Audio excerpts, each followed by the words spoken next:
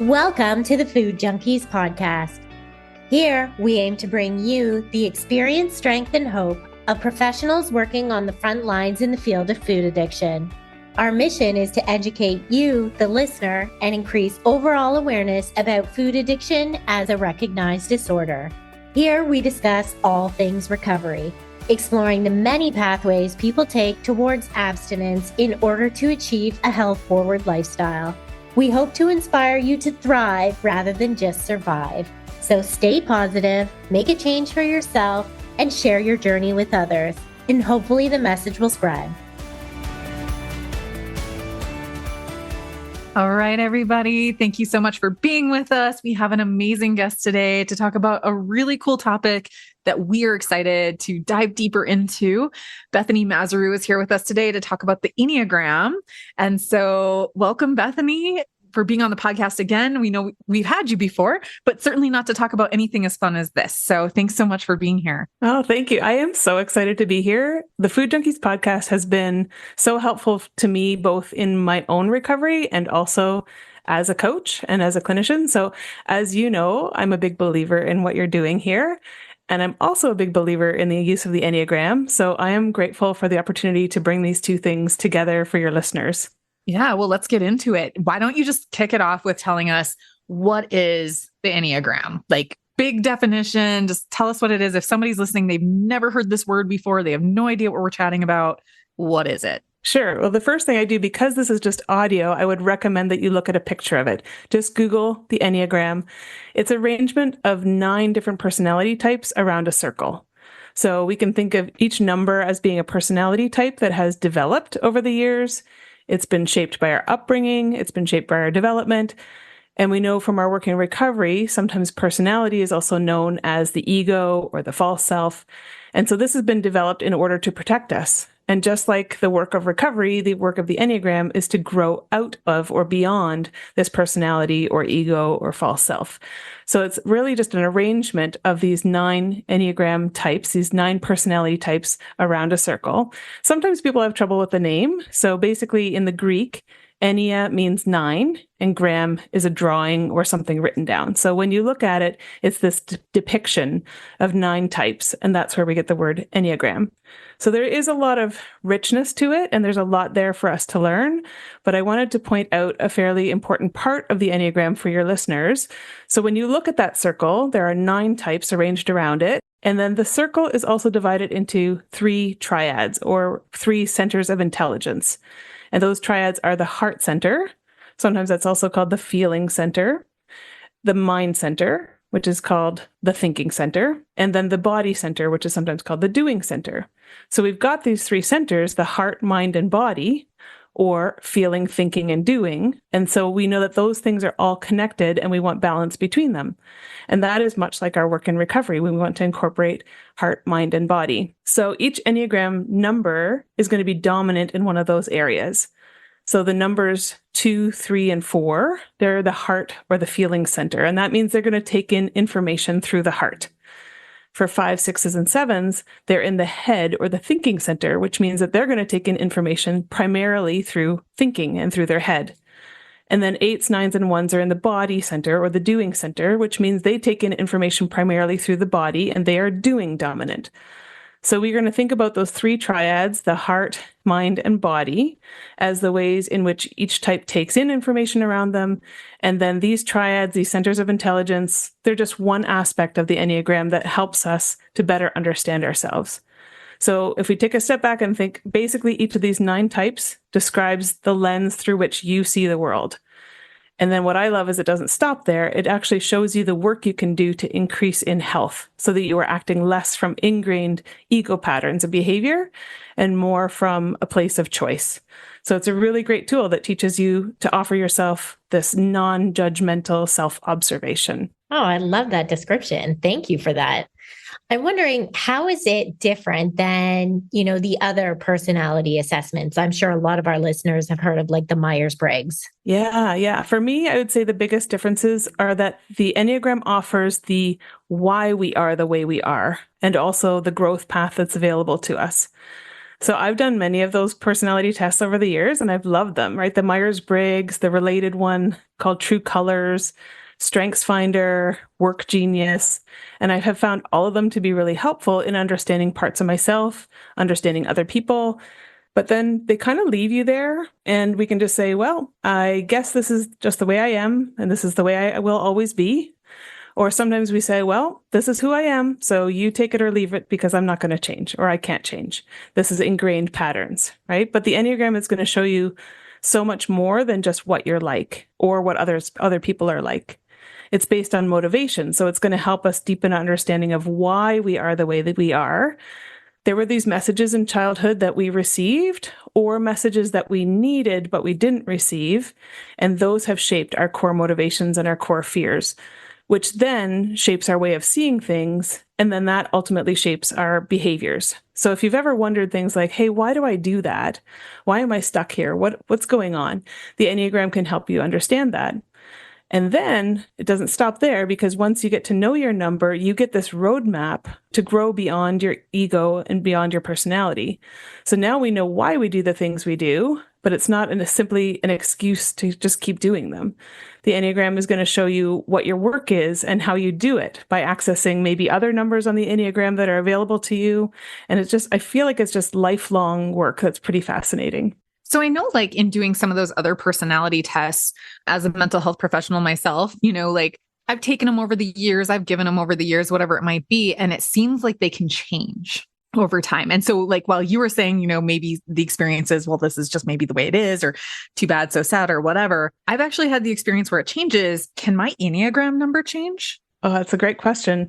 I would say no. Your Enneagram number doesn't really change because it is based on what has shaped you, and in childhood specifically. And so you are not going to be able to really change your number. However, you are going to be able to grow beyond your number. And you do that by seeing the warning signals. We can talk about levels of health within your number and things that will help you move up in levels of health or see when you're slipping in health. And then you can access other numbers on the Enneagram that are available to you to help balance you out and help round things out. So you might see a number, and if they are not in health, they might show some of the more stereotypical patterns of that number and be easy to spot. And then someone else who is that same number, but they've done a lot of work and they've grown, and then it's not quite as easy to pin down their number because they've done so much work and growth. Got it. So it's not so much that that number changes, just that, like, there's different expressions within, there's a range. Right. Okay. Exactly. Got it. So how is it that you even got interested in something like the Enneagram? Yeah, I remember first hearing a little bit about it from my dear friend in 2017 when we were traveling together for a conference in California. So it wasn't a conference about the Enneagram, but she asked me along the way, I think it was on the plane, do you know what Enneagram number you are? And I probably said something like, Ennea what? I'd never heard of this before. So now one of the main provisos of the Enneagram is that you're not supposed to type other people. But she knew a lot about it, and she knew a lot about me. So when she said, well, I think you're an Enneagram type 6, I just went along with it. So she had based that on what she was seeing on this trip to California. So I had packed an umbrella to go to an indoor conference in sunny California. And I had also brought along homemade keto brownies for us to share because we had both started keto just a few weeks earlier. So I have since discovered I'm not a 6, but I just wanted to talk for a minute about why my friend thought that I was. So she was making that conclusion based on the outward behaviors that she could see. So she knew that an Enneagram type 6 is good at scanning the environment for danger, making plans, preparing for the worst. And so she thought that's why I'd packed the umbrella. And she thought that that's why I had gotten up at 5 a.m. to make keto brownies. So months later, we were talking about it, and she asked me, what were your motivations? Why did you do those things? And so I thought about it, and I thought, well, the umbrella was simply just on a travel checklist that I have, and it was probably already in my bag from the last time I had traveled. So it was very efficient. No thought required. It was just there. And the keto brownies, that was my attempt to help ensure our success so early on in our keto journey. I wanted us to have something on hand to prevent us from having to source it later on or stray from the plan. So that was being efficient and wanting success. So once we looked at the motivations of the behavior, we could see that that wasn't very aligned with a 6. So that was back in 2017.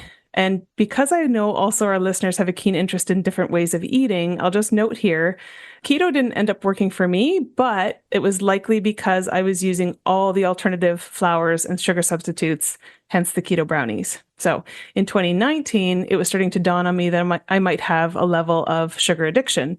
So I tried an abstinence-based program in 2020.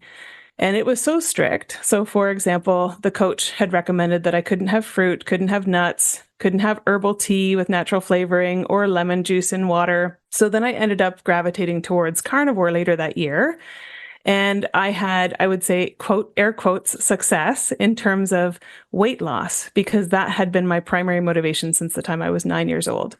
So there were so many other ways that carnivore was not working for me, but I was in denial of those things. And I kept trying to stick to carnivore for about a year. And I can see this better now through the lens of the Enneagram, that was an Enneagram 3 trying the success.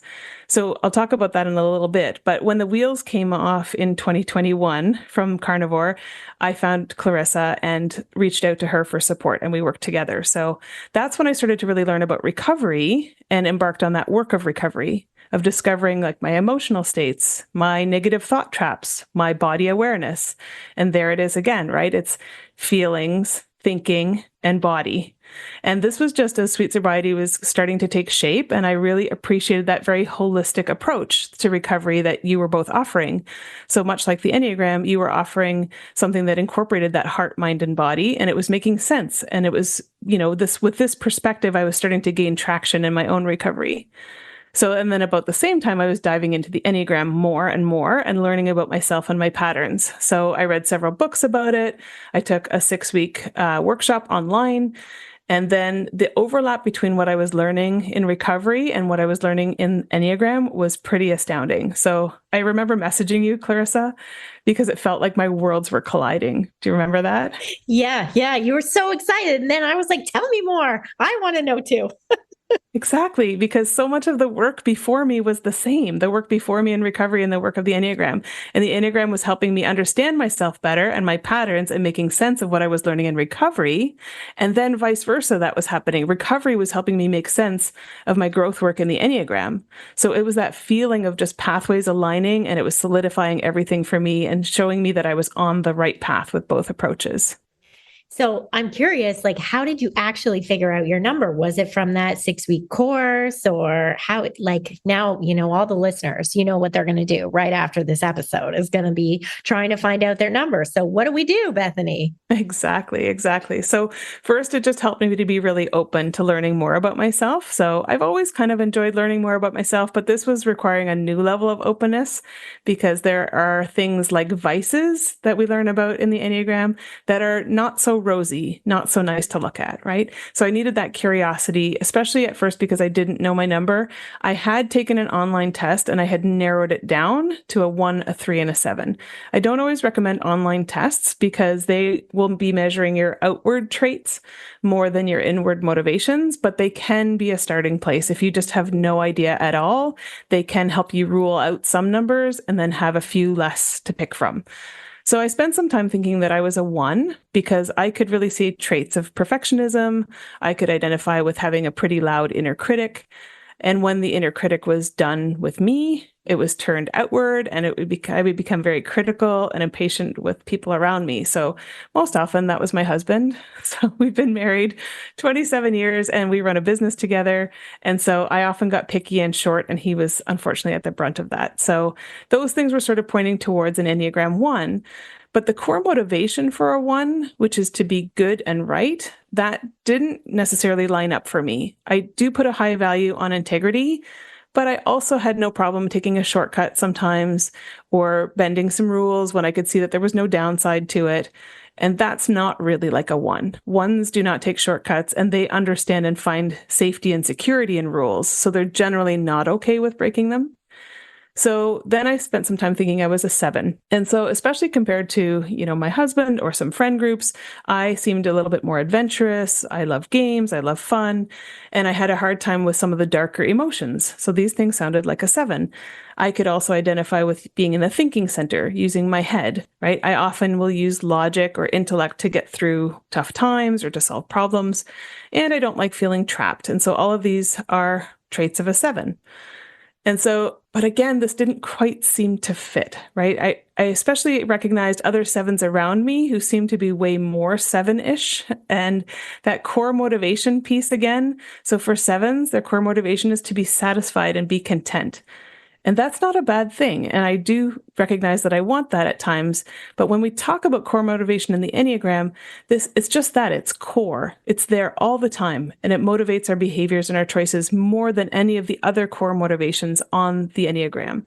So I was starting at that time to wonder, could I be a 3? So I was exploring that and weighing out, what is like a 3? What is like a 7? And then I talked to an expert, actually. That's how I ended up landing. I got an expert to sort of talk through some of this and land on a number. And that felt really good. I had originally ruled out that 3 because it's in the feelings triad. And I knew I was not terribly good at identifying or sitting with my feelings. Clarissa, you had to give me a feelings wheel right out of the gate so I could start identifying feelings. But then I learned the 3 is actually feelings dominant and it's also feelings repressed. So that means I'm going to take in information through feeling, but I'm not particularly adept at processing feelings or using them very productively. So that made sense. And then the core motivation of a 3 is to feel worthwhile, to feel accepted, to feel desirable, valuable, check, check, check, and check. And then I learned that 3s also trend towards self-improvement. They work very hard to reach their goals and they can be prone to burnout. So as you both know, I'm not just in recovery from food and dieting and body issues, but also from workaholism. So that was a really big check there. And then I understood and I knew it felt like coming home, even though our numbers don't always make us very happy when we know them, especially the darker sides. There is a fit to it there. And that's what I landed on. Yeah, I don't know about you. I like to lean into the dark side of things. So no. I do though. I do. I think, which is one of my favorite things about like that there's a spectrum within these personality types, if you will. So what has it meant for you to know your number? Has it brought you clarity or has it caused more confusion? Has it like played a role in recovery? Like, yeah, what has it meant? Yeah, I love this question because I can sort of dive into at least one very prominent aspect of my recovery. So I was digging into that recovery from disordered eating and years of yo-yo dieting and diet culture and body issues, weight issues. And knowing the Enneagram at the same time kind of gave me a roadmap to work on my number or work within my number. So for example, I was able to see every diet I had ever been on or embarked on, I did it with the goal or the intention of, I would say, quote unquote, winning. So when I learned the phrase #winning is sort of central to a 3, that seemed to really resonate. So all of a sudden I could see this pattern of dieting as #winning, right? So that was weight loss. Weight loss was winning. That was the goal. The faster, the better. Losing weight was feeding that personality and that ego, especially as an image center. And I was caring very much about appearance, as most image centers do. And so the goalpost of a number on a scale or being in smaller size clothing, that was very visible. That was tangible to me. It was public as well. So, and that's why it was very difficult for me to get past that goal of weight loss as a measure of whether or not I was winning or achieving anything. I remember, Molly, I was participating in one of your group coaching sessions and you were coaching me about my goals. And I really struggled with your questions because I truly wanted my goal to not be about weight loss. So I wanted to get past that. And at the same time, if I was being honest, weight loss was still my primary goal. Do you remember that? Yeah, I do. I do remember that. Yeah. Yeah, it was hard. So eventually, with the work of the Enneagram and recovery together, I've been able to see that my weight loss and my weight was really entwined with my identity, my worth, my value, even my likability, and showed me that I had a weight bias as well. And it was often against me, most of all, right? So seeing this as a manifestation of the core fear of the Enneagram 3, which is of being worthless or not valuable, I was thinking if I was a higher weight, I would be worthless. I would not be valuable. So I could see my own core fear of being worthless was being triggered by my weight. So for me, achieving weight loss was that way that I was trying to obtain worth and value. And so when I lost weight and I got tons of compliments and attention, it was ingraining that pattern and it was all mixed up with my sense of worth. So being able to see this for what it is really enabled me to step away from that scale and the number as a measurement of my own worth. And that was one of the main reasons that I created that workshop on the Sweet Sobriety platform, You Are Not What You Weigh, because I was learning how to step away from that and I wanted to help others in the same way. So knowing my number is also allowing me to learn to be much better at noticing my feelings and allowing myself to actually feel them and be okay with them. So remember, I'm feelings dominant and also feelings repressed. So if I'm angry, I'm generally not going to show it. I might not even know it myself that I'm angry. So I'm image conscious and I don't want it to seem like there's anything wrong. So making that connection made total sense to me. And I've had a therapist work with me directly on this to help me know it's completely safe. It's completely okay. It's even good for me to be angry and to know that I am angry. And then one of the other ways I would say the Enneagram is knowing my number in particular is helping me is that I've realized that one of my biggest irritations is if something or someone is slow. Or more specifically, if something or someone is slowing my progress. So I guess on some level, I kind of knew in my life that was happening. I'd get irritated when things were slow, like traffic, for example. But I knew that it was a source of irritation. But the Enneagram gave me language to name it and see why that was irritating me, why it bothered me so much. It was because it was slowing my own progress. And then it was also pretty enlightening to know, hey, there are 8 other ways of seeing the world, 8 other Enneagram numbers that are not so irritated by these things. And it doesn't bother everyone in the same way that it bothers me. And not everyone can match my pace or even wants to match my pace. So I'm learning that sometimes slow is good, and I'm working on embracing that slower pace. I would say sometimes. That's hard because I know, because I'm a 7, because you helped share our numbers and kind of how to find and figure that out with us. And so I found it, I'll just talk about me first, about, my findings. I really felt like the 7 fit with me, right? Because it's the enthusiast, and that's pretty much how I just like to show up in the world. I tend to be very optimistic. I like, new. Everything I say is like, what's new and exciting? That's how I start my conversations with people. And that's, just speaks to me always kind of craving that adventure. I am also somebody who prefers to avoid pain, whether it's emotional or physical. I'm certainly somebody that has a high level of energy. I enjoy spontaneity, but I really resonated with when you were talking about 7s being that kind of core motivation to be happy or content or satisfied, because that's always kind of what I'm thinking, is this making me feel satisfied in my life right now? I always kind of find that. And I get unsatisfied in jobs really easy, in relationships, I think. And that may also be that like fear of commitment piece of a 7 as well, or maybe boredom. I was saying that that's probably one of, my biggest challenges is those, I have this fear of, boredom, missing out, getting stuck in a rut. And I just love instead creating. But that often means I like the creating part, but not the finishing part. So I really think knowing this has allowed me to have a lot of compassion for kind of the challenges that I have. I know 7s can tend to be a little bit impulsive.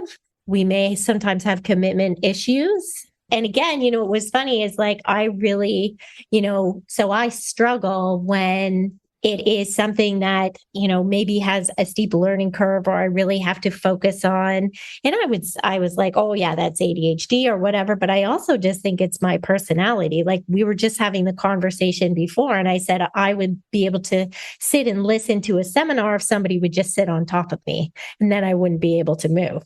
So that is kind of, and I will always sit in the last seat in the aisle. So because I know I'm going to get up at least twice during the presentation just to shake it out and move because that's just kind of the energy that I roll with. So I think what was really important for me to learn from being a 7 was, I need to try and, cultivate the ability to focus. And I need to learn to be okay with feeling not okay, right? Facing that discomfort and learning to embrace stillness. And so I took these somatic courses to get more body focused, which was a huge recovery piece for me because I'm somebody that has lived in my head my whole life. So now I've been able to incorporate those somatic practices into my recovery, and it's really been a game changer for me. What about you, Molly? What number were you? So I'm an 8. I'm the challenger. I don't even think it was like a question. So I was one of those people that took an online test like forever ago. I don't remember where I heard the word Enneagram. I don't even remember, but I was curious about it one day. So I took this online test and I was like, yep, that's totally it. That's totally me. And then I was approached by an acquaintance who had me go to a one-day seminar on the body of 9. I don't know if you're familiar at all with the body of 9, Bethany, which is like trying to find your natural number. And at that seminar, they said I was a 1.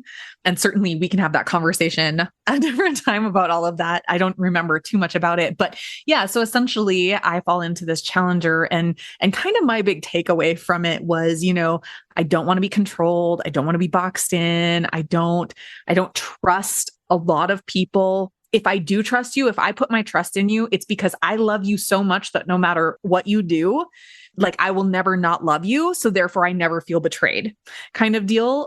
So I'm overly independent and I'm learning to temper that, right? So like at 41 years old, I've done a lot of therapy in the last 20 years. I've definitely learned to ask for help, to allow people to help me that kind of way. But it is really interesting how if I even feel like I'm being micromanaged or like I'm being told that I'm doing it wrong, quote unquote, wrong, my hackles go up. Like I am like mama bear for myself. I become mama bear for somebody else if I think like they're being, I guess told what to do or put into a box, whatever it might be. And, it's so funny, like you did this with us live again at our meetup in Toronto last October. And, in the box, it was like, what's the thing the challenger needs to hear? It's like, you will not be betrayed. And like, I read those words and like everything that's so funny that it's body centered, right? Because for me, it's so visceral. I'm like, that's such a lie. Like, sure, that's maybe what I need to hear, but like hearing it and it being reality are two very different things. And so it's really interesting to have these very physical reactions to things and going like, they nailed it. Whoever came up with this and however they figured this out without like, and maybe they did studies on hundreds of thousands of people with trauma. I don't know, but it's so interesting, like reading through, some of the things where it's like, I start to feel like I'm like, I think I have like a wing of 7 maybe, or even a wing of 9, or maybe they're both kind of wings for me. But with Clarissa, like talking about the adventure, like I love adventure. I have to go. And I'm that person that like, if I don't have something to do, and not necessarily from a work perspective, but certainly I want to kind of always be going. And I always say like I'm going on an adventure, and I put that in quotes often because it doesn't have to be 5 weeks in Europe to be an adventure. It can literally be just me getting in my car and driving out into the mountains or driving down to the river and going for a walk for 20 minutes, right? Like it's me going on an adventure because I get like restless. Like it's so funny because I grew up being told that I was lazy. That was one of the things I was told over and over and over again, that I was lazy. And I don't know if that was a lie, right? Because I was gaslit for like 20 years. So I don't know if that was a lie or gaslighting or whatever we want to call it, or if that was true and it's pushed me to be this other person. But my husband is always like, you're the least lazy person I know. You hardly ever like watch TV. You're not just like, he's like, you're always like, if you've got free time, you're trying to go to the water, or you're trying to go to the mountains, or you're trying to like just do something else.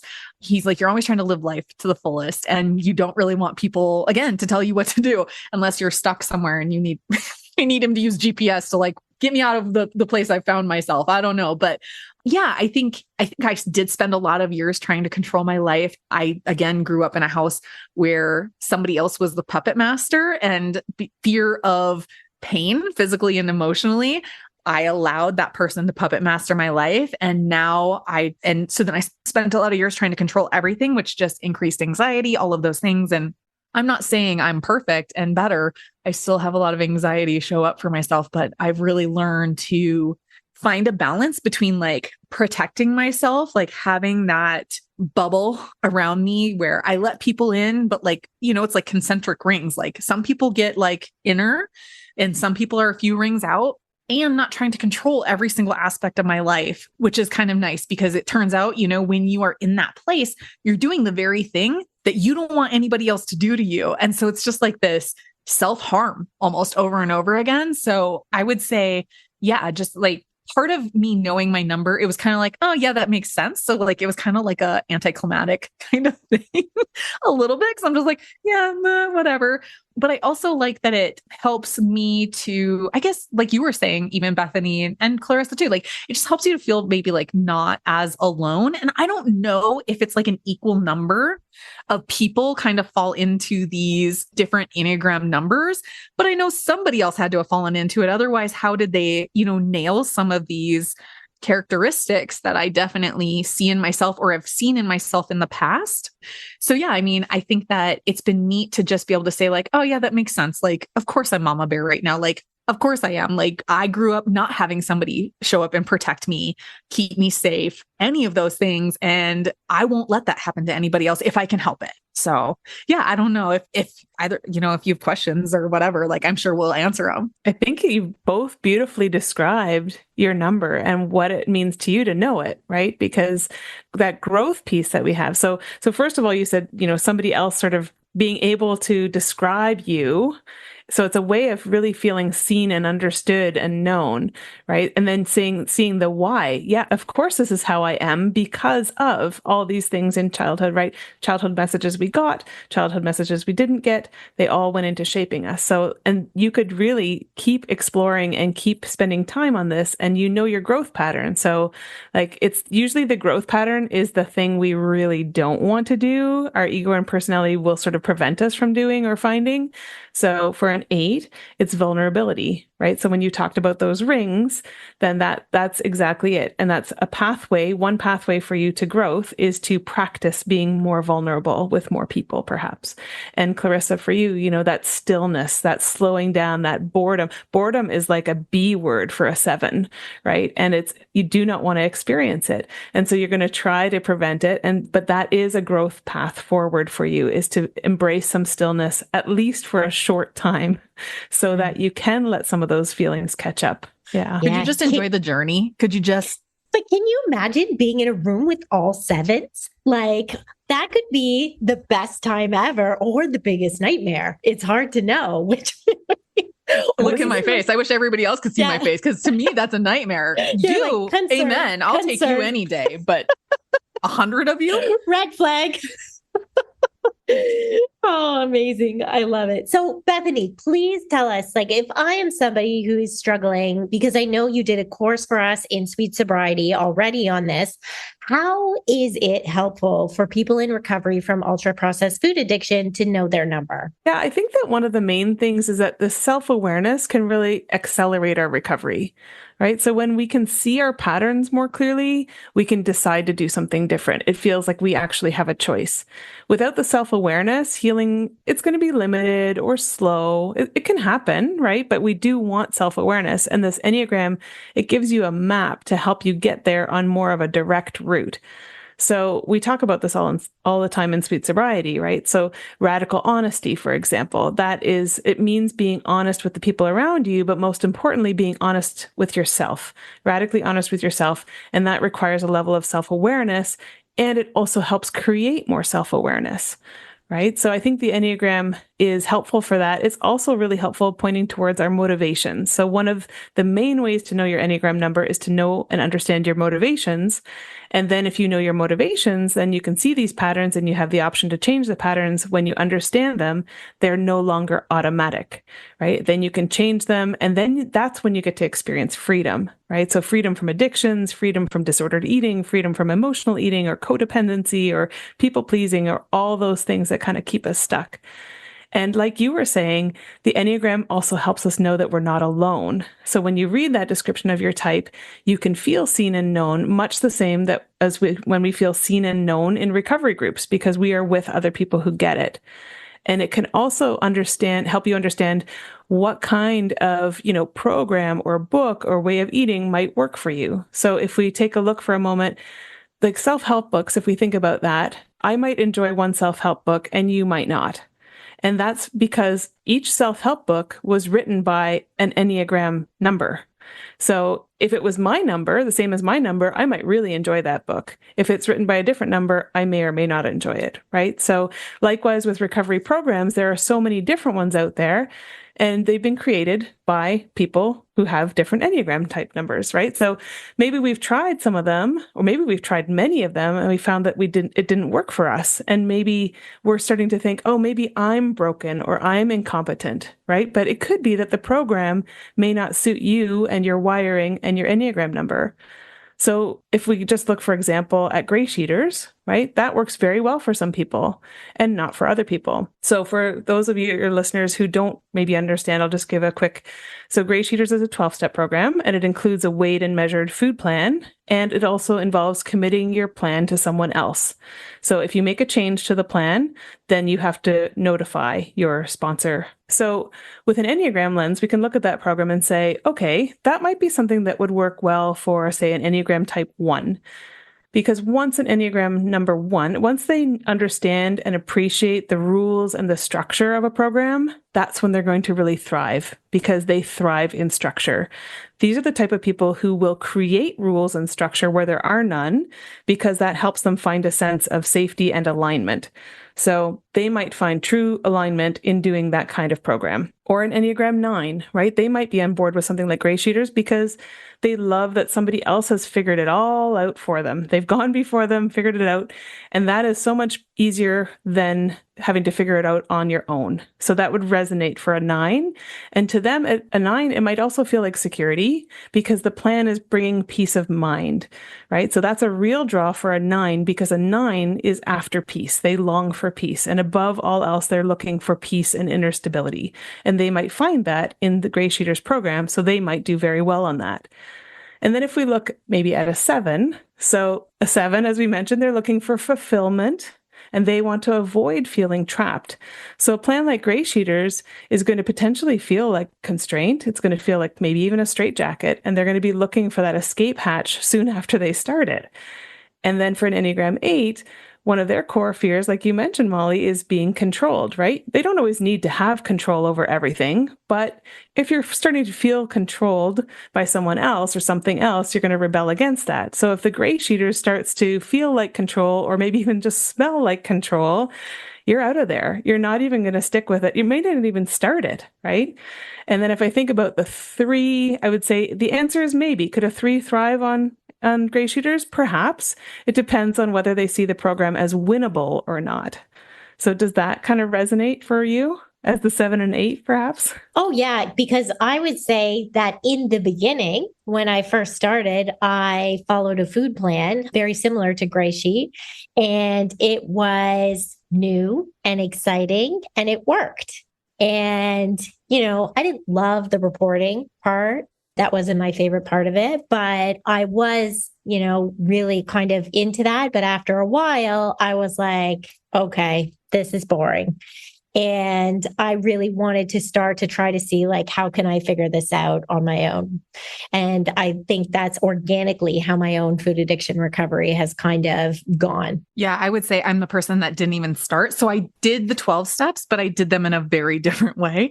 I used Russell Brand's book, which is like an F-bomb in every single step, which is totally my jam. I didn't have to get my food approved at all, that kind of thing. So the approach that so basically it was designed between me and my person in a way that made it palatable to me, where I didn't feel controlled. I didn't feel trapped. We got to have discussions about things. Like I was really respected as an equal. Like I got to actually have say. It wasn't like, oh, your best thinking got you here, which amen, that happens, whatever. And that does work for people. It just wasn't as me. That was never going to work for me. And it's so interesting again, to frame it through an Enneagram number versus I just kept thinking I escaped that prison, right? I escaped that prison so many years ago. I'm still trying to escape the mental prison of it. There's no way I'm putting myself into a position that even, like you said, smells like it, even remotely could be something close to that. And it's nothing against those particular programs or that specific one or anything either, right? It's just like, it's literally my trauma and my survival response kicking in going, yeah, no way, no way. But if that works for you, I'm going to cheer you along and I'm going to be there to support you because maybe you are one of these other Enneagram numbers that it works for you. And I don't want to show up and tell you that it's wrong. It's just not right for me. Mm-hmm. Yeah, exactly. Right. Yeah. I'd also say for me, it was like, okay, I got this. Now I want to grow. Like, where do we go next? Like, what's next?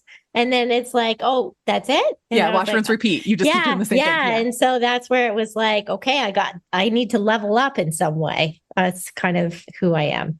Yeah, totally. Yeah. So when we think about those programs, right, that's not to say like all 1s and 9s will love gray sheeters and all 7s and 8s will hate it, right? But the Enneagram can certainly give us some clues as to what we need. And when a program's not working for us, it helps us to not just turn it inward and say, well, I must be the problem, right? Or the people I'm with in this group must be the problem. It's just this program's not aligned for me and my wiring. Yeah. If I'm understanding you correctly, in doing our work, because it's kind of like the spectrum of things, right? Or spectrum of traits, strengths, and weaknesses, if you will, you may do work and you may actually, some of this stuff may start to align for you, or it may be a fit for you or any of those things. So, you did mention that you trained to be able to use the Enneagram when you work with clients. How has that worked out for you in working with one-to-one clients? Have you found it to be beneficial? Has it been a worthwhile pursuit? Do you use it with every client? Does it come out in every session? Yeah, I think the reason that I embarked on that training in the first place was just I was seeing how the Enneagram could really offer these powerful insights to not only like a psychological makeup, but also identifying why we are the way we are. And so I wanted to use it to be able to teach other people for knowing their core desires and fears, and then gaining that greater self-awareness to be able to work through challenges, right? So I don't necessarily need to talk about the Enneagram when I'm working with people or have them know their number. So if we do know your number, it allows us to really explore and put language to things that not only make sense for you, but then offers that pathway of growth. But it doesn't, unlike other personality tests or assessments, I would say the Enneagram doesn't say, well, here's the box you're in, good luck, and leave you there. It says, here's the box you're in. This is how the box got created. Here's how to grow out of the box or beyond it. And then it can also say things like, here are your specific clues to know when you're slipping in health so that you can do something about it. So it's going to see you sort of as this whole person. So not just a mental being or an emotional being or a physical being. It's going to address all of those things really holistically in care, in therapy, in coaching. So it aligns with that holistic recovery that, we're promoting in Sweet Sobriety as well, because it's got that heart, mind, and body piece. But if you don't know your number, I might be able to even share some insights or some help, put some language to things so that you now feel known and seen and heard and validated, right? So, and because there's also more than just your number on the Enneagram, there's those 8 other numbers. So when we look at that together, you're not only deepening your understanding of yourself, but you're also deepening your understanding of other people and your relationships and interactions with them. And that's where you can also get a lot of help in coaching or therapy when you're having friction with other people. The Enneagram can help you understand why that is and maybe a better way about it. So would you be able to share maybe some examples of just situations with clients that you've worked with and how working with the Enneagram helped them? Yeah, for sure. So I was working with an Enneagram 2 recently, and that type is often called the helper. And their basic desire is to feel loved, and they're in that feeling center, that image center, that heart center. So more than other numbers, 2s will often have people-pleasing tendencies. So they tend to overextend themselves, put themselves last. All numbers can do that to some degree, but 2s will take the prize in that department. So this person was working on realizing when she was in that place of overextension by paying attention to her warning signs. And she started to recognize when that core motivation was kicking in, that seeking love was kicking in. And she would do things for other people to be able to feel that love coming back. So using the Enneagram lens, she was able to see when doing things for other people, if they didn't acknowledge it and they didn't love her back for it, then that was starting to trigger some resentment in her. And how when she was in resentment, she would get stuck there and she would turn to food, right? So at first she wasn't aware of that and that feeling. So she honestly thought, it's just the other people, they have issues with being ungrateful. And that was why they weren't appreciating her help, right? So now if she's getting that urge to eat something like a carbohydrate, pure carbohydrate, sugar, those were her go-tos, then she knows, hey, that's a warning sign for me that something's brewing, and she can look inwards and she can scan for that resentment part.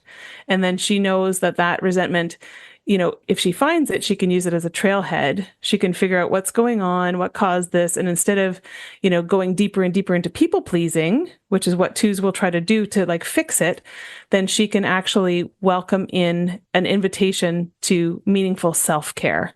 So that was work with a 2 that really stands out for me. I've worked with a couple of Enneagram 5s, and for 5s, their core fear is of being helpless or useless or incapable or getting to this place of overwhelm. So they will often go to information to help them deal with a sense of overwhelm. So they'll go to books and podcasts and things. They truly make excellent researchers. And so both of these clients, for both of them, they could use the Enneagram to see that the work for a 5 is to get out of that head center, get out of the head and usually into bodies. That's what's key for a 5, because 5s in that thinking center have a real tendency to be extremely comfortable with thinking to the point where they can actually forget that they have bodies and feelings. So for both of these clients, they were learning the importance of being active. So things like hiking and yoga, using that non-dominant center of body, that center of intelligence more often. So, and because 5s are often introverted, both of the clients, they knew their tendency was to sort of withdraw from people to be able to protect their energy. They would go to the safety and security of their own homes, their own spaces, their own minds. And that's where they're very comfortable, right? So they've come to learn with the Enneagram to pay attention. When they long for relationship with other people, they need to come out of that retreat of their own minds and their own spaces to spend time and make effort to connect with people. And they have to work at it. As a 5, they have to work at it, but that is part of their growth pattern. I think it's really neat. It's just another like way to speak to somebody, right? It's just like more language or different language, and everybody learns a little differently. And so when you can use that kind of tool and it really resonates for somebody, I imagine it has like this really positive effect, which is super neat. Again, like I'm all about don't control me. Don't put me in a box. Nobody puts baby in a corner, right? So we recently had you do a workshop on the Enneagram. You did a part 1 earlier this year through Sweet Sobriety, and you have part 2 coming up in October. So can you share a little bit with us how the first workshop went? Yeah, it was pretty amazing, actually. So as a 3, my biggest challenge was to keep the pace reasonable so that all the information was digestible. We talked about, going fast. So once I had done that, then I got to sort of sit back and support people through this and track along with them as they were learning about themselves. So there were so many light bulb moments when people would say things like, oh, so that's why that's so important to me. Or they would say, oh, now I get it why that irritates me so much. Right. And I got to witness them trying on other numbers because that part 1 workshop was all about figuring out your number. So it was a bit like watching them try on clothing and then asking them questions to see what fit. Right. So asking them questions like if someone was between a 2 and an 8. So does this fit better for you or does this fit better for you? Right. So helping them really explore that number and then help them look for clues that they had landed or if they needed to keep exploring other numbers. And then as people were starting to land on their numbers, it was amazing to watch them work through like the homework and identify their default patterns and stress. They could start to see where their patterns were really showing up and where their ego was at work. And then they got to see, hey, there are other ways of doing this that I hadn't thought about before. So as a group, then we could provide some accountability as they tried out those different ways of doing things. I remember one participant reflecting on the jobs that they had had and how they could see their number coming through in the jobs that they loved, and then also see that the jobs that they didn't love so much were probably because of the skills and gifts of their own number were not being used.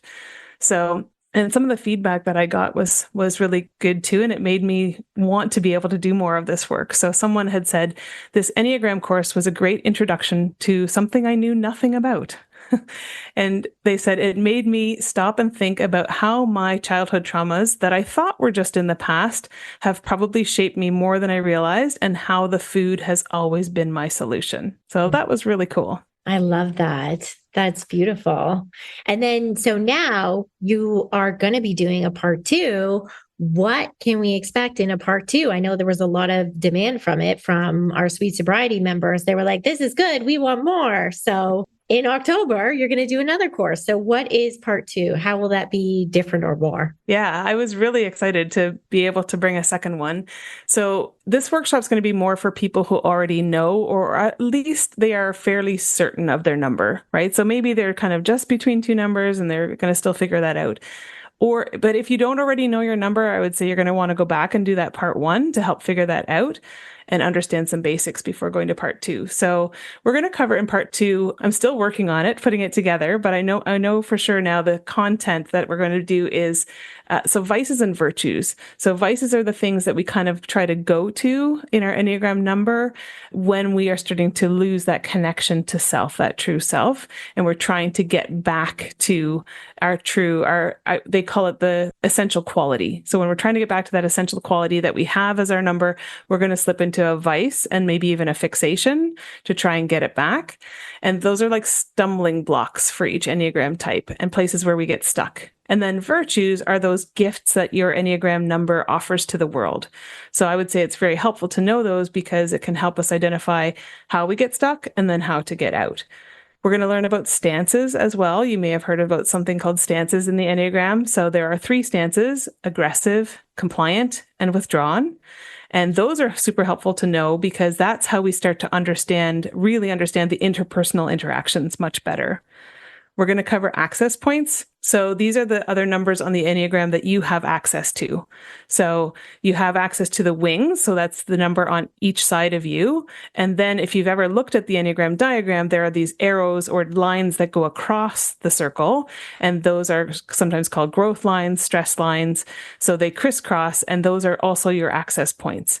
So knowing about all of those numbers helps you tremendously in your growth because you can understand warning signs when you're slipping in health and know how to access those other numbers to be able to bring you back into balance. And then we're also going to talk about levels of health within each number. So how you identify when you're growing, when you're slipping.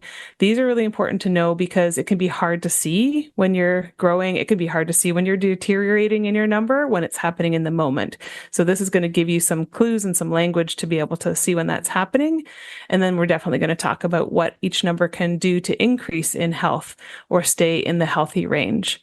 So if you join in October, you're going to be able to journey in real time with other people who are discovering more about themselves and their own recovery as well. That sounds exciting because I know like my vice is lust and my virtue is strength. I'm like, that's so interesting because Clarissa and I had a few conversations on our trip and it was just really interesting, like to know like that's the vice and yeah, so that'll be exciting. And I'm looking forward to part 2 of your workshop. So what are you currently working on using the Enneagram for yourself? Is it lust, Bethany? I'm just kidding. Well, and I would say too that an important distinction there is not necessarily lust in the sexual sense for an 8. It's a lust for intensity, a lust for life. Yeah. Right. Exactly. That's what I'm saying. We had some pretty crazy cool conversations about it because it is like, I'm always like, oh, I'm not living life to the fullest. Like if I'm not up at 5 o'clock in the morning and like if I'm not hitting it from beginning to end of the day, like I'm missing out. Right. So yeah. Yeah. But also the other thing, come on now. Right. So what am I working about? So actually for me personally, I'm using the Enneagram to work on urge surfing.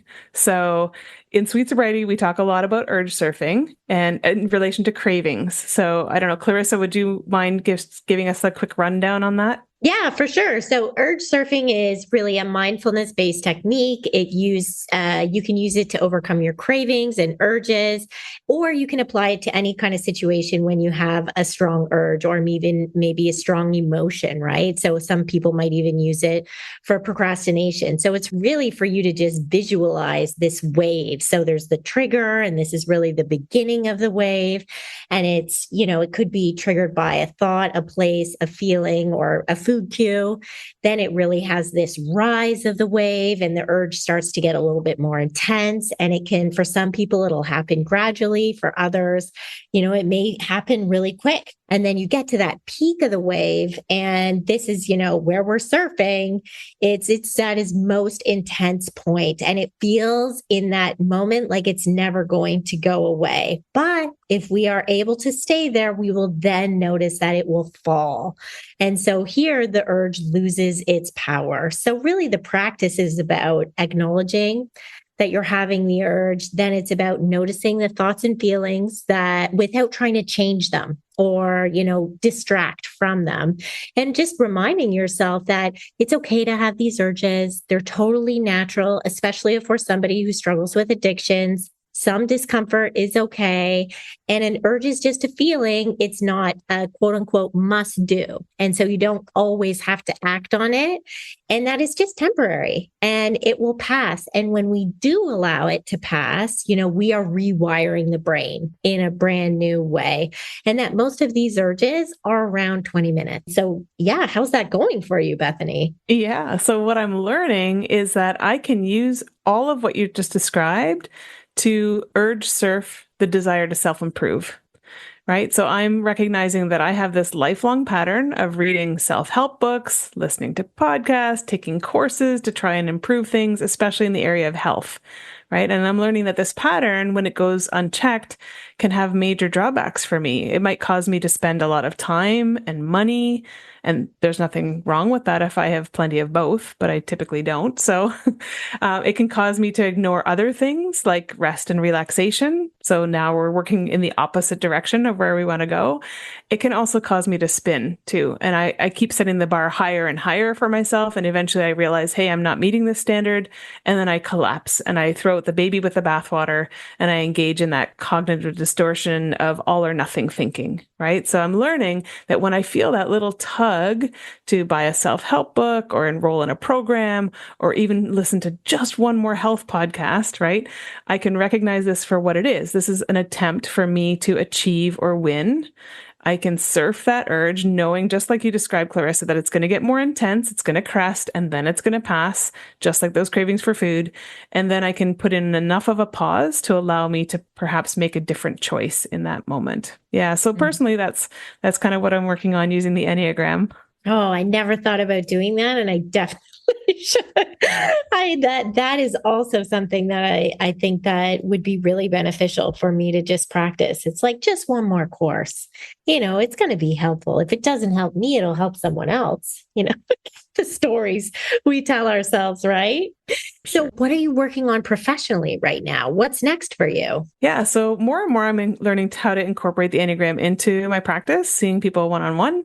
We don't necessarily have to talk about the Enneagram itself. I can notice things that they're doing or saying. I can ask about motivations and offering sort of maybe the right tools for them or the right language that resonates for them. And then I'm starting to realize that since our core desires and fears are informing our choices and behaviors, and then we go back and we look a little bit, we consider the wounds that produce those core desires and fears. And the Enneagram really helps us with that. And that's where being trauma informed has been helpful because the wounds have often come from some form of trauma, like you were saying, Molly. But I recognize it might be even more helpful to people if I have more training in actually treating trauma. So later this year, I'm going to embark on some fairly extensive EMDR training as a therapy modality to be able to treat trauma that's at the root of some of the symptoms and problems that people are experiencing. So in that way, if we're using the Enneagram, when we start to uncover some of that, why we are the way we are, some of those childhood wounds, I'm hoping that I'll be able to have some extra skills and training to help people address it and provide even more holistic care. So pretty excited about that too. That is exciting. Awesome. So where can our listeners find you? Yeah, so on Instagram and Facebook, I tend to have several different handles. So probably the easiest way is my website to look there, and that's simplicated.com. So SYM. I'm sure you'll have it typed out somewhere. And then you can also find me in Vera's Facebook group, The Sugar Free for Life. I'm Sweet Enough. You can direct message me there. Okay. So we do have a signature question and we have sorted it for you specifically. So if you could tell a younger version of yourself something about the Enneagram, what would it be? So I have to confess, I have loved this question on your podcasts, and I so admire how people respond. And then when I'm asked it, it's very difficult to answer. So I would probably say something like, hey, all that striving and growing you're doing is worth it. And having the map for the way you're uniquely wired can save you a lot of trouble. Something like, hey, when used for personal growth, the Enneagram is both a shortcut and it's still a long journey. And then, of course, I would have to also add in that childhood message that was missing in all of my threeness, right? So I would probably tell a younger version of myself, you are loved for who you are, not only for what you do. I love that. Thank you, Bethany. This has been so wonderful having this chat with you today. And I'm so excited about this course. And we'll put the link for everything, the home study course from part 1, also the link for the upcoming course that's coming. And I think our listeners are probably going to maybe be reaching out to you to dive more and figure out their numbers. So thanks so much for being here. Thank you so much for the opportunity. I really appreciate it. Thanks for joining us this week on Food Junkies Recovery from Food Addiction. Make sure to join our Facebook group, Sugar Free for Life Support Group, I'm Sweet Enough. Molly and Clarissa are food addiction professionals who offer one-to-one counseling and group coaching through Sweet Sobriety. Please subscribe to our show so you never miss an episode. While you're at it, if you found value in today's episode, we'd appreciate you leaving us a review on your favorite platform. Your feedback helps grow our show and allows us to reach others who need to hear this message of recovery. Don't forget to pick up a copy of Dr. Tarman's book, Food Junkies. And as Vera always says, the power is ours.